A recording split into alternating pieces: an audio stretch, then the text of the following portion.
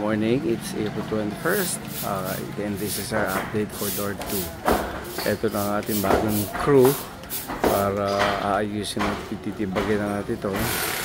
Ang galing ng mga gate na yan at gagawa tayo ng mga cantilever na poste dito. Yan.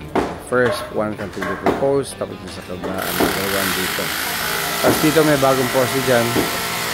Dito may bagong poste rin. Bakit? Kasi maglalagay tayo ng biga dito sa taas para yan ang magsusupport ng ating sliding gate, no? So may tayo siguro mga 6 na gate dyan na pwede mag-slide anywhere, from here to all the way to there, or from there all the way here. Pwede para saka bakit cantilever? Para itong area na to sa baba maluwag para madali makapasok at makalabas ang mga kotse.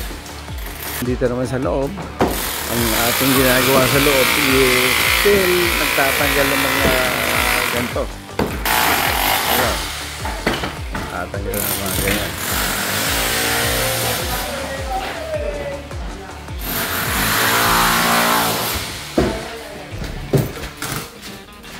So, ayan. Maluwag na dito. Before, no? Lalabas sa lahat ng mga marumi. Ayan, maraming mga agyo. Mga bagsak. Okay.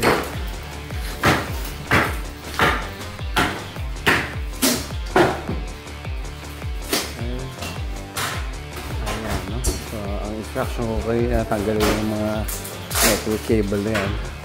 Ito, baklasin time. Ito yung hallway, ito yung bubuksan natin. Kaya bubuksan natin.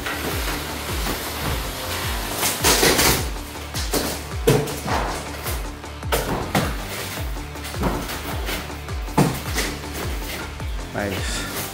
So, this is our update for door 2.